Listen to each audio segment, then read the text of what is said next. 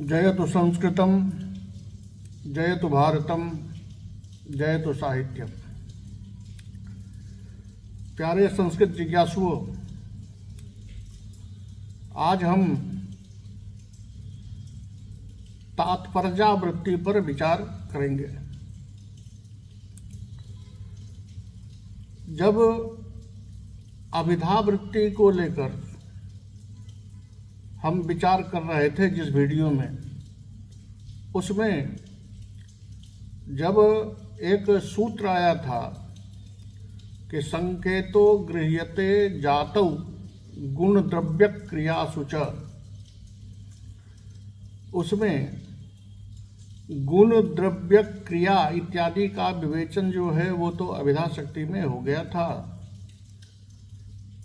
यदि आपको याद हो, नहीं तो वो वीडियो निकाल के आप देख सकते हैं। उसमें जातौ पद का जो विवेचन था कि केवल जाति में होता है या जात्यादि में होता है, तो जात्यादि वाला विचार तो अभिधा शक्ति में हो गया। जातौ पद जो है वो जातौ पद मीमांसकों के लिए है, अर्थात मीमांसा दर्शन के जो हमारे आचार्य हैं वो केवल जाति में संकेतक ग्रहण मानते हैं और उनके लिए ही या उनके द्वारा प्रतिपादित स्वीकृत यह तात्पर्य नामक वृत्ति है। आपके मन में एक शंका होगी कि जब शब्द शक्ति का विवेचन हम कर रहे थे तो हमने अभिधा, लक्षणा और व्यंजना तीन की बात की थी, तात्पर्य की बात नहीं की थी। तो फिर आज ये तात्पर्य कहां से आया? तो साहित्य शास्त्र अभिधा, लक्षणा और व्यंजना की बात करता है। इनके पास में तीन शक्तियां हैं। मीमांसा दर्शनकार अभिधा, लक्षणा और तात्पर्यावृत्ति को स्वीकार करते हैं। उनकी तात्पर्यावृत्ति जो है वही सर्वोपरि वृत्ति है और उसी से उनका सारा काम चलता है। तात्पर्यावृत्ति की इतनी प्रसिद्धि है, विशेष करके वाक्य विचार में। वाक्य विचार जो है वो मीमांसा दर्शन का ही है। जैसे कि आप सुनते होंगे पद वाक्य प्रमाणज्ञाः, तो पद शास्त्र तो व्याकरण शास्त्र है, वाक्य शास्त्र जो है वो मीमांसा शास्त्र है। वो वाक्य पर अधिक विचार उनका होता है और प्रमाण न्याय शास्त्र का विषय है जो अनुमान के अंतर्गत आता है। तो वाक्य विचार के समय मीमांसा दर्शन की तात्पर्यावृत्ति का अपलाप नहीं किया जा सकता, क्योंकि तात्पर्यावृत्ति प्रसिद्ध है, सर्वजन ज्ञात है, शास्त्र में शास्त्रकारों द्वारा सम्मानित है। इसलिए उनको जानना हमें आवश्यक होता है। तो वो जब जाति में संकेतक ग्रहण मानते हैं तो आप कहेंगे कि क्या वो गुण, द्रव्य, क्रिया इत्यादि में संकेतक ग्रहण नहीं मानते? उनके लिए जानना पड़ता है कि उनकी क्रिया में भी जाति है, वो क्रिया में भी जाति दिखाते हैं, गुण में भी जाति दिखाते हैं और यदृच्छा में भी जाति दिखाते हैं। जैसे गुण में जब क्रिया दिखाते हैं, गुण में जब जाति दिखाते हैं और क्रिया में जाति दिखाते हैं, तो कहते हैं कि देखिए जैसे श्वेत उजला जो है वो उसका गुण है, तो उजलापन में एक साथ अगर शंख, दूध और बर्फखंड तीनों रख लें सामने, तो प्रत्यक्षतः तीनों में अंतर दिखाई देता है। लेकिन फिर भी हम तीनों को शुक्ल ही कहते हैं, तीनों को उजला ही कहते हैं। तो वो शुक्लत्व नाम की जाति उन तीनों में है, इसलिए जाति में संकेतक ग्रहण करना उचित है। क्रिया को अगर हम देखें तो स्वभावतः जब हम भोजन पकाते हैं तो उसमें चावल, दाल, नमक, हल्दी सब पक रहा होता है, लेकिन कुछ 2 मिनट में पक जाता है, कुछ 10 मिनट में पकता है, कुछ 1 सेकंड में पक जाता है। लेकिन पाकक क्रिया जो है वो सब में एक जैसा ही है, इसलिए एक होते हुए भी सब में उपस्थित होने के कारण हम सबको पाकक क्रिया ही कहते हैं।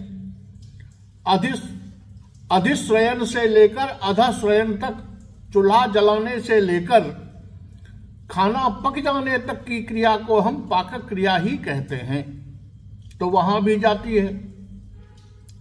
नाम की जब बात आती है, यदृच्छा, यदृच्छा है किसी के द्वारा दे दिया गया नाम,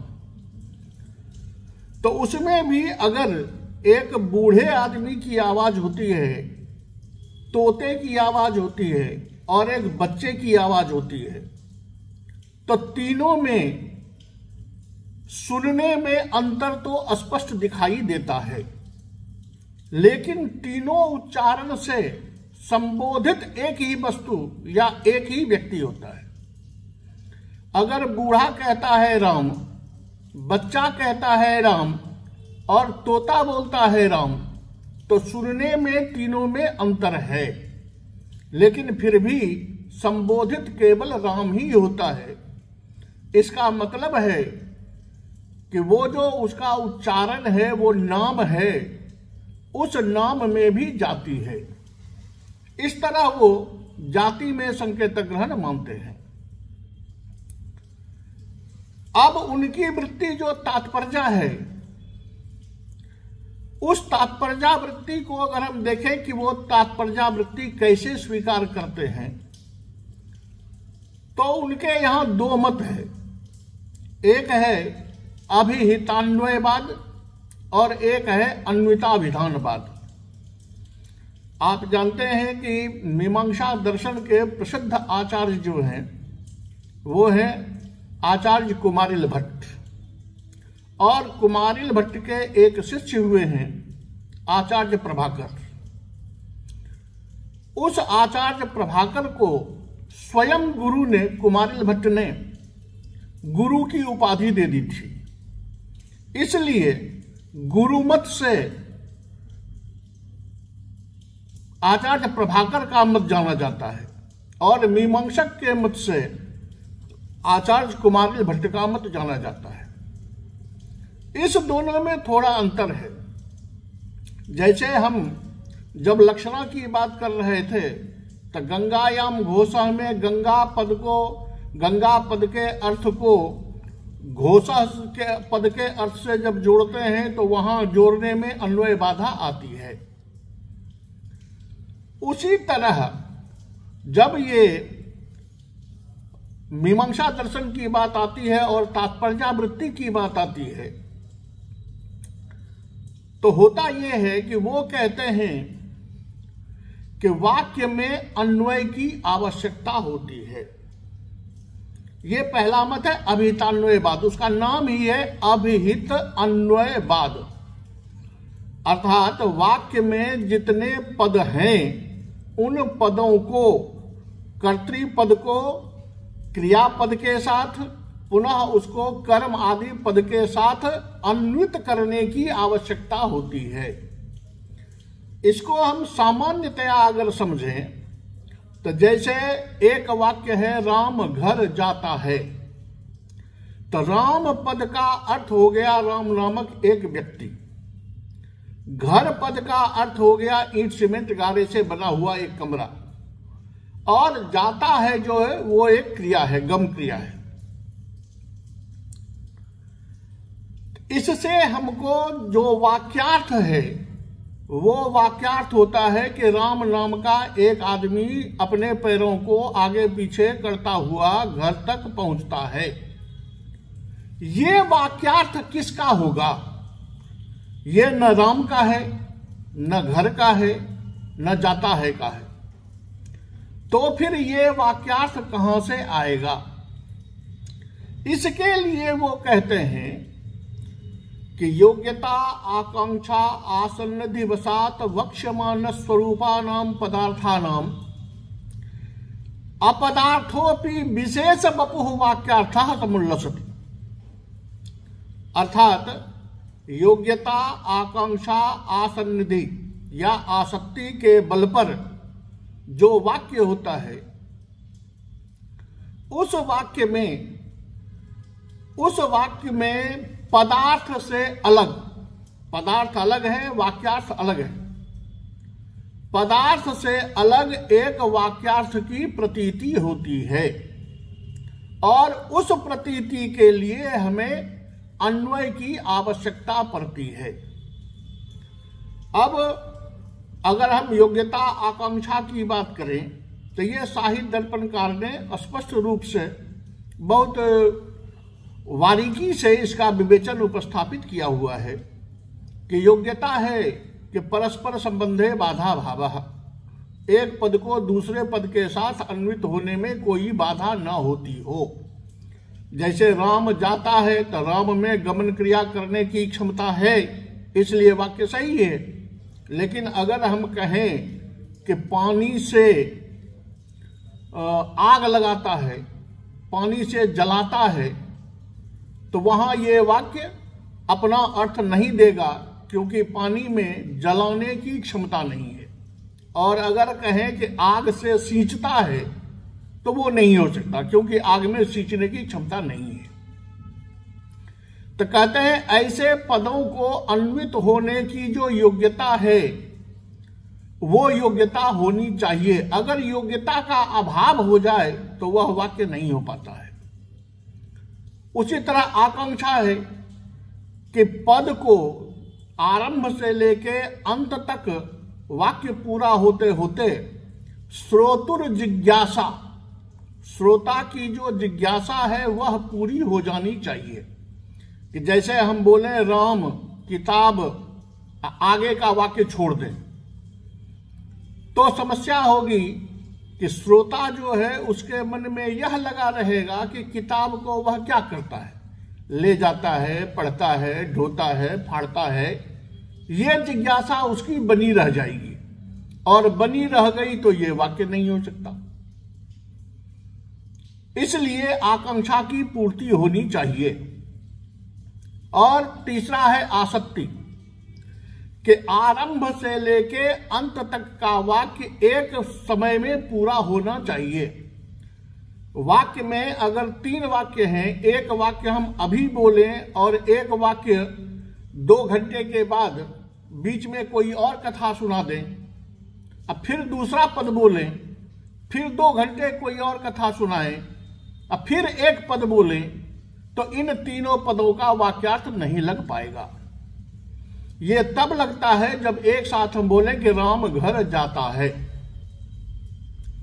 अब ये तीनों पद वाक्य विचार के लिए हैं, इसलिए मैंने सामान्यतया बता दिया कि योग्यता आकांक्षा आसक्ति तीनों से युक्त जो वाक्य होता है उस वाक्य पर विचार करने के लिए आचार्य तात्पर्यावृत्ति लेते हैं। वो कहते हैं कि राम स्वयं में स्वतंत्र है। सुबंतम तिगंतम च पद संज्ञम स्यात्, सुबंत हो गया तो वो पद हो गया, या तिगंत हो गया तो पद हो गया, वो अब स्वतंत्र है। तो अब पदार्थ के रहते हुए पदार्थ से अलग जो वाक्यार्थ है वो वाक्यार्थ हम कैसे लाएंगे? तो उनके कथनानुसार पद को अन्वय करने की आवश्यकता होती है। जैसे राम पद है, इस राम पद को हम गच्छति पद जो क्रिया है उस क्रिया के साथ अन्वित करते हैं। तो अब राम नाम का व्यक्ति जो है वो गमन क्रिया करने लगता है, अर्थात चलने लगता है, पैर उसका चलने लगता है। और ये गमन क्रिया कहां तक जाएगी? तो उसके लिए कर्म पद है कि गृहम गच्छति, तो वो गमन क्रिया घर तक आएगी। तो अब दिखाई देगा कि राम नाम का एक आदमी चलता हुआ अपने घर तक पहुंचता है। ये होगा वाक्यार्थ। और यही मिलता है रामः गच्छति का अर्थ हुआ राम नामा भिन्नय कर्तृक इतः देशतः गृह पर्यंतम गमनानुकूलो व्यापारः, ये अर्थ हमें प्राप्त होगा। इसके लिए अन्वय की आवश्यकता हुई। बिना अन्वय किए पदार्थ से वाक्यार्थ की प्राप्ति नहीं हो सकती है, इसलिए इसका नाम है अभिहितान्वयवाद। अभिहितः अन्वयः जस्मिन् वादे स अभिहितान्वयवादः। दूसरा इन्हीं का मीमांसकों का ही जब आचार्य प्रभाकर का मत आया तो वो कहते हैं कि नहीं, अन्वय की आवश्यकता नहीं है, अन्वित एवाभिधानम, अन्वित में ही अभिधान होता है। उनका कहने का तात्पर्य क्या है कि देखिए, जो अग्रहित संकेत है, जो बच्चा है, वो वाक्यार्थ कैसे ग्रहण करता है? वो एक एक पद का अलग अर्थ ग्रहण करके पुनः उसको अन्वित करके वाक्यार्थ ग्रहण नहीं करता है। वो दिखाते हैं कि एक व्यक्ति है बूढ़ा व्यक्ति, एक दूसरा है मध्यम व्यक्ति युवा, और एक तीसरा है बच्चा। अब वो बच्चा शब्द को सुनता भी है, तदनुकूल व्यवहार को देखता भी है, और अपने मन से विचार भी करता है। इन तीनों को मिला के वह वाक्यार्थ स्वीकार करता है, वाक्यार्थ ग्रहण करता है। तो जैसे बूढ़ा आदमी युवा व्यक्ति को कहता है कि गाय ले आओ, बच्चा चुपचाप देख रहा है। जो ही कहा गाय ले आओ तो वह युवा व्यक्ति बाहर जाता है और एक पशु को ले आता है। बच्चा केवल देख रहा है। अब बूढ़ा कहता है कि इस गाय को बांध दो। युवा व्यक्ति उस गाय को खूंटे से बांध देता है। पुनः कहता है घोड़ा ले आओ, तो वो आदमी पुनः बाहर जाता है, पुनः आता है, लेकिन उसके साथ अब एक दूसरा जानवर है। अब कहता है घोड़े को बांध दो, फिर उसने बांध दिया। अब बच्चे ने सुना गाय ले आओ, दोबारा सुना घोड़ा ले आओ, तो बच्चा अब अपने मन में जोड़ता है कि ले आओ पद दोनों में है। इस युवा व्यक्ति का जाना और आना ये दोनों में हुआ, तो इसका मतलब है ले आओ का मतलब यहां से जाओ और एक जानवर को लेके आओ। पहले में गाय कहा तो ये जानवर आया, दूसरे में घोड़ा कहा तो ये जानवर आया। इसका मतलब है गाय माने ये और घोड़ा माने ये। इस तरह वो बच्चा अर्थ ग्रहण करता है। तो अब गाय ले आओ ये पूरे पद का वाक्यार्थ ग्रहण उसको एक साथ ही हुआ है, इसलिए अन्वित एवाभिधानम। गाय ले आओ तो गाय से लेकर वहां आओ पद तक, ये तीनों पद जो है वो एक साथ होना चाहिए, जो वहां आसक्ति में कहा गया है। आसक्ति के बिना वाक्य नहीं हो सकता, तो ये तीनों साथ साथ होना चाहिए। जैसे जब हम पद का अर्थ ग्रहण करते हैं तो रामः, रो आ म अ विसर्ग, ये तीनों चारों तो आदि से लेकर अंत तक संहृत क्रम, रो से लेकर अंतिम ओ तक, ये तीनों को हमारी चित्तवृत्ति एक साथ ग्रहण करती है तो राम नामक संज्ञा हमें प्राप्त होता है। अन्यथा राम नामक संज्ञा प्राप्त नहीं हो सकता।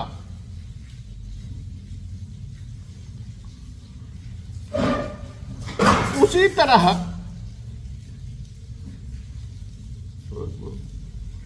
उसी तरह वाक्य में जब हम तीनों पद एक साथ बोलते हैं तब जाकर के वह पूरा वाक्य हमें प्राप्त होता है।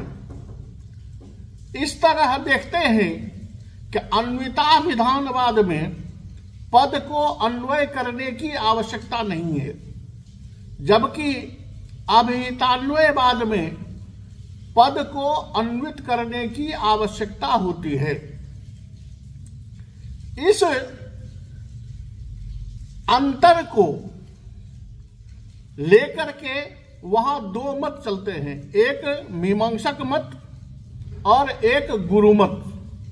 मीमांसक मत जो है वो अभिहितान्वयवाद कहलाता है और गुरु मत जो है आचार्य प्रभाकर का मत वह अन्विताभिधानवाद कहलाता है।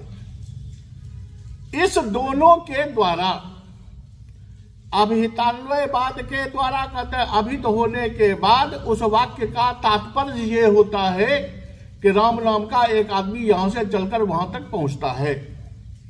अन्विताभिधानवाद में कहते हैं कि अन्वय की आवश्यकता नहीं है, राम घर जाता है का तात्पर्य ये हो जाता है कि राम नाम का आदमी यहां से वहां तक जा रहा है। ये तात्पर्यावृत्ति है। तो पहली वृत्ति जो थी वो अभिधा, दूसरी जो थी वो लक्षणा, तीसरी जो है वो तात्पर्य और आगे की वृत्ति आती है व्यंजना। अब आज साहित्य में अभिधा, लक्षणा और व्यंजना ये तीन ही स्वीकार किया जाता है। उधर वो व्यंजना स्वीकार नहीं करते, वो तात्पर्य स्वीकार करते हैं। तो जब ये आएगा कि तात्पर्य वाले को व्यंजना मानना चाहिए कि न चाहिए, तो वहां जाकर के आचार्य मोहम्मद, आचार्य विश्वनाथ इत्यादि जितने भी हैं व्यंजनावादी, वो अपने तर्क के आधार पर यह प्रमाणित करते हैं कि उनको भी व्यंजना माननी ही होगी, क्योंकि व्यंजना के द्वारा जिस अर्थ की प्रतीति होती है वो अर्थ न तो अभिधा के द्वारा मिल सकता है, न लक्षणा के द्वारा मिल सकता है, न तात्पर्य के द्वारा मिल सकता है। तो ये हम पुनः अगले वीडियो में जब समय आएगा तो वहां पर हम विचार करेंगे कि तात्पर्य वाले को व्यंजना मानना कैसे आवश्यक है और क्यों आवश्यक है। अभी हमने केवल आपको तात्पर्यावृत्ति क्या है और तात्पर्यावृत्ति के जो दो भाग हैं, एक अभिहितान्वयवाद और एक अन्विताभिधानवाद, ये दोनों वाद क्या है वो दोनों वाद आपके सामने उपस्थित किया है, ताकि आपको तात्पर्यावृत्ति से परिचय हो सके कि केयम तात्पर्यावृत्ति ही। इस वृत्ति का परिचय मात्र उपस्थापित करने के लिए आपके सामने मैं उपस्थित हुआ। इतना ही आपको तात्पर्यावृत्ति में जानना है। इसके आगे जो इसका व्यंजना और तात्पर्य में अंतर या व्यंजना के सामने तात्पर्य की शक्ति का कम हो जाना, तात्पर्य वाले को भी व्यंजना मानने की आवश्यकता, ये सब फिर हम अगले वीडियो में बात करेंगे। जय तो संस्कृतम, जय तो भारतम, जय तो साहित्यम।